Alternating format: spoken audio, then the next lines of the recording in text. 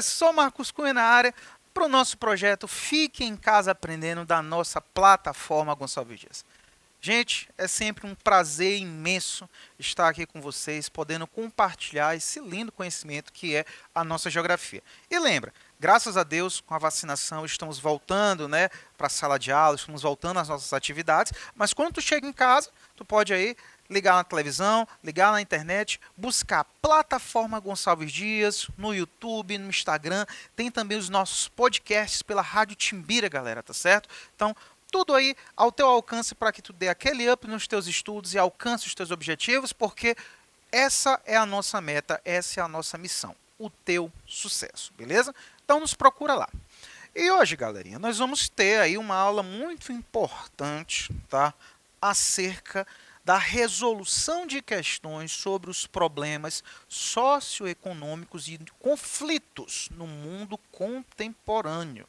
Tá? Ou seja, questões atuais que vão falar sobre as problemáticas do nosso mundo que não caem no vestibular. Despenca, despenca. Despenca que nem pedrada, tijoladas, tá certo? Então tu precisa estar muito atento, tá certo? Sobre essas temáticas. Para o Enem, para o EMA, para a tua prova de concurso, galera, atualidades, tudo isso aqui tu precisa estar muito atento. Então, para a gente começar, vamos lá, tu já sabe, né? Vamos, ó, dá aquela respirada, oxigenou teu cérebro, respirou bem? Então, vamos para cima, porque tem muita coisa boa que vai ser muito sucesso. Olha essa questão aqui, questão da Universidade Federal de Goiás. Ela diz o seguinte: um dos principais traços da dinâmica demográfica mundial é a migração internacional. Olha aí, a temática da nossa questão, que recria conflitos espaciais de diferentes ordens. E esse tipo de migração é explicado por quê? Ou seja, o que vai explicar atualmente as famosas migrações internacionais? Galerinha, vamos relembrar aí, fazer um refresh. Primeira coisa importante, quando falamos de migrações internacionais, lembra que a maioria dessas pessoas que migram, ou seja, que saem dos seus países, vão buscar melhor qualidade de vida, em principalmente países com economias desenvolvidas, ou seja, que têm possibilidade de emprego. Outras dessas pessoas também estão migrando, né, porque sofrem ameaça direta à sua vida. São os ditos refugiados, tá certo? Não esqueça disso. Refugiado é aquela pessoa que sai do seu país porque há uma ameaça direta à sua vida em um curto espaço de tempo. Mas todas essas pessoas, em sua maioria, que vão migrar, elas vão aí estar fugindo de quê? De má qualidade de vida, vão estar buscando sobreviver, vão estar buscando melhor qualidade de vida em outros países. Tá certo? Então esse é o elemento central que faz com que essas pessoas arrisquem a própria vida nessa travessia, né? Como por exemplo, pessoas que saem da África e do Oriente Médio em direção à Europa, tentando fazer a travessia pelo mar Mediterrâneo, né? Perigoso, estima-se segundo ano, mais de 3 mil pessoas já perderam a vida. Venezuelanos, por exemplo, que migram do seu país da grave crise social e econômica, migram para cá, para o Brasil, para a Colômbia. Olha aí o corredor populacional que está vindo da América Central, de países como Honduras, como a Guatemala, por exemplo, né? Como o próprio México, El Salvador, tentando entrar nos Estados Unidos, né? Tentando pular lá o muro que o Trump construiu, né? Se, por exemplo, tentando atravessar o deserto do México, né? Muitas pessoas inclusive morrem, uma brasileira recentemente morreu. Então, a gente vai perceber que o elemento motor desse processo migratório é o quê? É a desigualdade social, é a busca por emprego, sobrevivência, qualidade de vida. Beleza? Então, bora ver as alternativas, bora ver se alguma delas fala isso. Então, esse tipo de migração internacional, por que ela é explicada? Letra A, pela incorporação de valores ocidentais no Oriente e de valores orientais no Ocidente, diminuindo as fronteiras simbólicas. Será que é isso que faz essas pessoas migrarem? Não, né? Não é essa questão de troca de valores apenas. Tá? Letra B, o motivo é pela facilidade do fluxo de trabalhadores condicionados pelos novos meios de comunicação e transporte. Será que é fácil fazer essa travessia? Olha essas pessoas que, por exemplo, estão saindo da Síria, saem, por exemplo, da Líbia, tentando entrar na Europa. É fácil? Não, muitas delas estão morrendo literalmente afogadas, tá certo? Tentando fazer essa travessia, então não tem facilidade. Letra C, a motivação é pela aprendizagem de idiomas nos países ricos como forma de incorporação de novas demandas da indústria. É conhecimento em si, não é o conhecimento em si, é sobrevivência, né, galera? Não é porque querem aprender o idioma que vão tentar ir atravessar o Mediterrâneo, por exemplo. Letra D. É pelo livre acesso dos indivíduos no interior dos países signatários de acordos de livre comércio e cooperação. É isso que faz essas pessoas migrarem, são esses acordos que facilitam essa movimentação. Não é, né, galera? Até porque nem todo acordo econômico facilita essa movimentação de pessoas. Na realidade, só a União Europeia, digamos assim. Né? Por exemplo, o NAFTA ele não permite essa movimentação de pessoas. Né? Então, galera, por exclusão, o que vai ser a grande motivação é o aumento global do desemprego, que gera miséria nas nações de baixo índice de desenvolvimento humano. É desigualdade social e econômica. Beleza? Busca por sobrevivência. Captou? Muito fácil, né? Então, bora evoluir. Respira e vamos lá. Olha essa questão de 2020, olha como ela é atual, questão da UDESC. Abre aspas. Na ação, o governo de Roraima responsabiliza o fluxo migratório pela, abre aspas, aparição de doenças antes erradicadas neste país, tal como o sarampo, fecha aspas, e pelo crescimento na ocorrência de outras, como a malária. No entanto, o argumento discriminatório se evidencia ao se observar a solução proposta para lidar com o surto da doença, qual seja a criação de uma barreira sanitária na fronteira. Assim, ao invés de se focar na contenção da circulação do vírus por meio de campanhas de vacinação, propõe-se impedir a circulação de pessoas, argumento repetido várias vezes por governantes locais e também por parlamentares roraimenses. Fecha aspas, ponto. E aí ele te pergunta, né? O país de origem, o fluxo migratório de que se trata o texto e a atitude discriminatória que ela aborda denominam-se de quê? Gente, muita atenção. Falou de Roraima, o extremo norte do nosso país, faz fronteira com um país da América do Sul que hoje vive uma grave crise econômica e social motivada por um regime governante autoritário, na figura do seu presidente Nicolás Maduro, mas também associada a um forte bloqueio econômico imposto pelos Estados Unidos, principalmente, que impede esse país de negociar o seu principal produto, que é o petróleo. Que país é esse, gente? Eu estou falando da Venezuela. Né? O fluxo de venezuelanos, e aqui em São Luís a gente percebe isso, né? A quantidade de venezuelanos que estão aqui em São Luís buscando sobreviver, fugindo dessa grave crise econômica e social, estão fugindo da fome, da violência, buscando sobreviver aqui no Brasil, tá certo? Tanto pedindo dinheiro nas ruas, como também no comércio informal, galera, tá certo?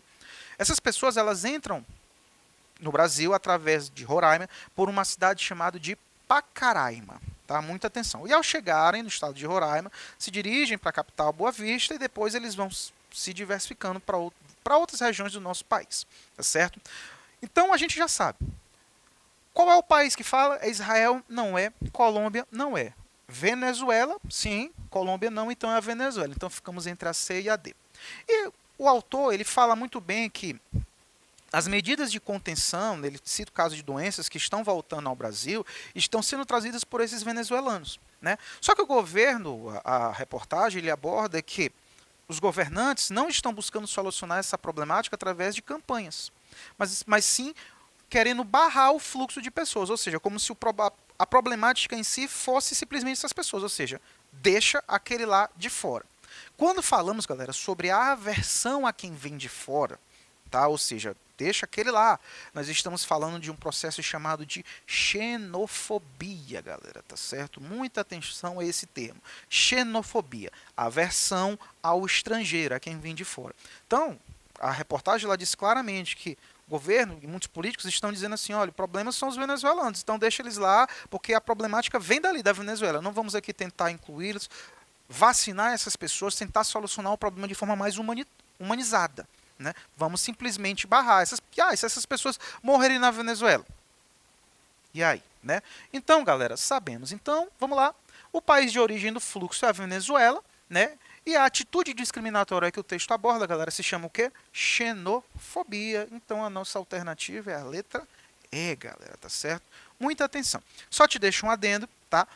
Atenção, o Brasil não é o principal fluxo migratório de venezuelanos, não é o principal objetivo deles, tá? A maioria deles hoje estão migrando para a Colômbia, tá, galera? Só a título de informação. Então vamos evoluir, que tem mais coisa interessante. Olha essa questão também na Universidade Federal do Rio Grande do Sul de 2017. Olha como ela é bem atual. Olha o que ela te diz. Sobre as migrações internacionais, novamente, que ganham cada vez mais destaque nos dias atuais, é correto afirmar que: letra A população a sair do seu país de origem é denominada de imigrante e ao entrar no novo país é chamada de emigrante. Galera, esses terminhos aqui, embora sejam muito semelhantes, mas uma letra, o I e o E, vão diferenciar o seu objetivo, o seu fluxo. Mas é muito fácil de tu entender, tu não vai errar. Imigrante. I, lembra da palavra internalizar. O imigrante é aquele que está internalizando, ou seja, ele está chegando. É aquele que chega, tá certo? Então eles bem aqui, ó. Ao sair do seu país de origem é denominado de imigrante, não é. Imigrante é aquele que chega. E é migrante, Marcos. Lembra o de externar, é aquele que sai, tá? Imigrante, o que internaliza. Migrante, aquele que externaliza, sai. E ele diz justamente o seguinte: ao entrar no novo país é chamado de emigrante. Errado, é o contrário, galera, tá certo? Isso é falso. Deixa eu dar um exemplo simples. Imigrante japonês, que veio, o japonês entrou aqui no Brasil, chegou no Brasil. Emigrante brasiguaio, os brasileiros que saíram do Brasil e foram para o Paraguai, tá? Chamados de brasiguaios. Não esqueça. Letra B. O Brasil tem atraído poucos migrantes em função das dificuldades de instalação e de adaptação da nossa população. Gente, isso aqui a gente pode contestar logo pelo processo histórico. O Brasil é um país que sempre recebeu imigrantes, várias correntes no decorrer da sua história e até hoje vem para cá, né? Por quê? Porque o Brasil é um país com uma economia, né, em franca, quer queira, quer não, é um país que tem uma economia, um mercado interno muito forte. Então, muitos imigrantes vêm para cá buscando se ocupar no mercado, no terceiro setor, tanto no mercado formal quanto no mercado informal. Então, nós temos hoje, atualmente, nós temos fluxos de bolivianos, paraguaios que vão se dirigir, por exemplo, para o Sudeste. Nós temos haitianos, né? Nós temos, por exemplo, venezuelanos, nós temos chineses. Então, dizer que o Brasil é um país que não atrai imigrantes é um grande erro. Isso aqui é muito falso, tá certo? A nossa história mostra justamente o contrário. Bora evoluir. Letra C. As catástrofes naturais são as principais causas das migrações externas. Galera, a gente já falou isso aqui no decorrer de toda essa aula. Catástrofes naturais, ou seja, furacão, chuva, terremoto, vulcão, erupção vulcânica, pode acontecer. Pode ser um motivo para que pessoas migrem, mas nunca vai ser o principal, porque esses eventos não vão acontecer de maneira constante. Uma erupção vulcânica pode acontecer num ano, depois pode acontecer 100 anos depois, né? Furacões podem acontecer em maior intensidade, mas você pode ali buscar na tecnologia, né, principalmente de construções e tal, treinamento da população, minimizar os problemas. Sabemos que a principal causa das migrações externas qual é? É a pobreza, desigualdade social e econômica, busca de emprego, sobrevivência, tá certo? Então, é falso afirmar que as catástrofes naturais são a principal causa das migrações. Beleza? Bora evoluir. Olha a letra D. As medidas tomadas pela maioria dos países desenvolvidos para restringir a entrada de imigrantes têm intensificado o tráfico de pessoas? Sim ou não, galera?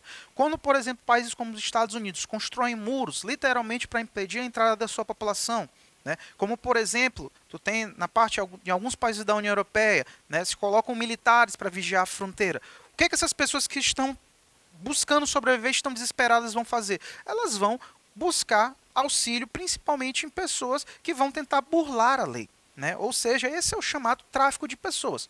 Olha, por exemplo, um tráfico de pessoas muito comum é o famoso coiote, né? São as pessoas que fazem a travessia de pessoas do México, tentando entrar de maneira ilegal onde? Nos Estados Unidos. Então isso aqui, galera, tá muito correto, tá certo? Com a dificuldade que os países desenvolvidos impõem para a entrada de imigrantes, ao fortalecimento das atividades ilícitas como o tráfico de pessoas. Beleza? E vamos ver o erro da letra E. A crise econômica que afeta os países europeus afasta os migrantes, motivo pelo qual não têm buscado abrigo nesse continente? Claro, isso está totalmente errado, né?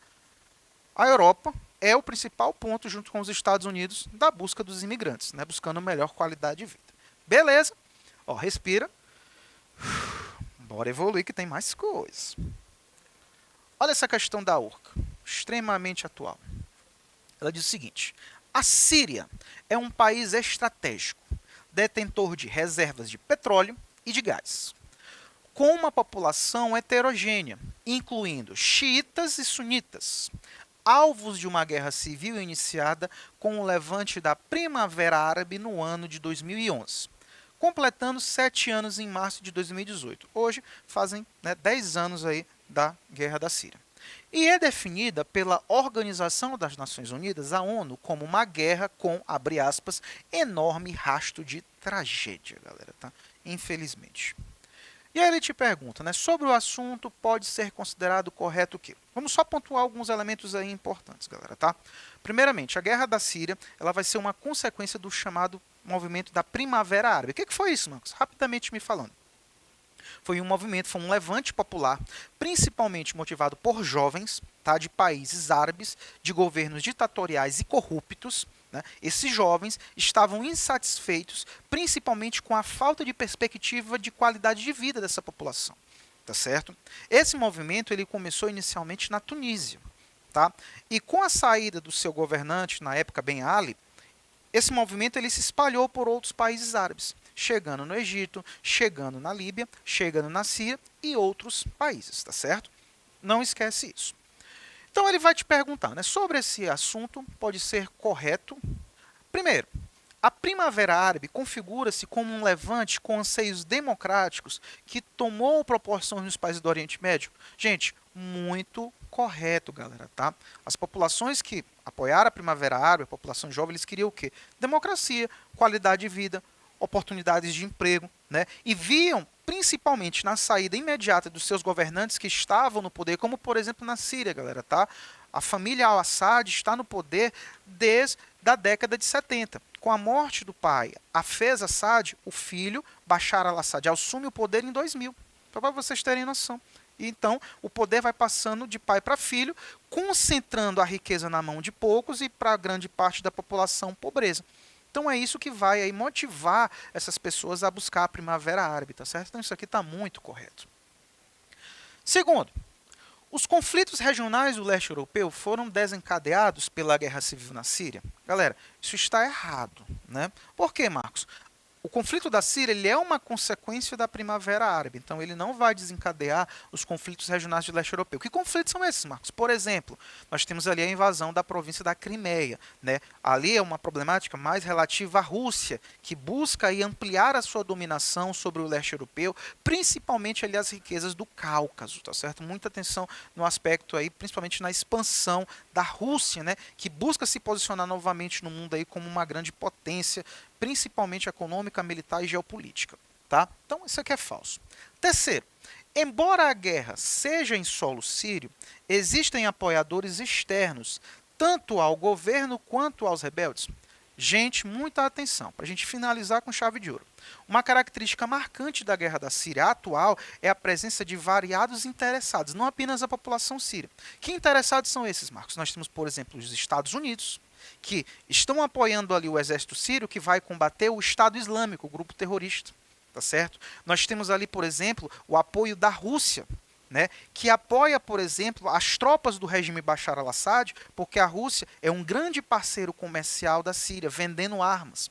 Nós temos um outro interessado claramente ali, que é a Turquia, galera, tá certo? Que financia o Exército Livre da Síria, que busca combater o exército curdo. Curdo, Marcos? Sim, os curdos são uma população que buscam formar um país chamado Kurdistão. E eles querem pegar parte do território da Síria e parte do território da Turquia. Então a Turquia vê a expansão destes curdos como uma grande ameaça. Então, só aí tu tem 3 interessados, além da população síria, galera. Tu tem os Estados Unidos, tu tem a Rússia, tu tem a Turquia. Então é claro, galera, tá? Que A guerra, embora aconteça em solo sírio, ela tem variados interesses e variados governantes. Fica atento nisso, tá certo? Estados Unidos, Rússia, Turquia, presença do Estado Islâmico ali, do Exército Livre da Síria e dos curdos. Então, galera, para essas outras informações, plataforma Gonçalves Dias. Valeu!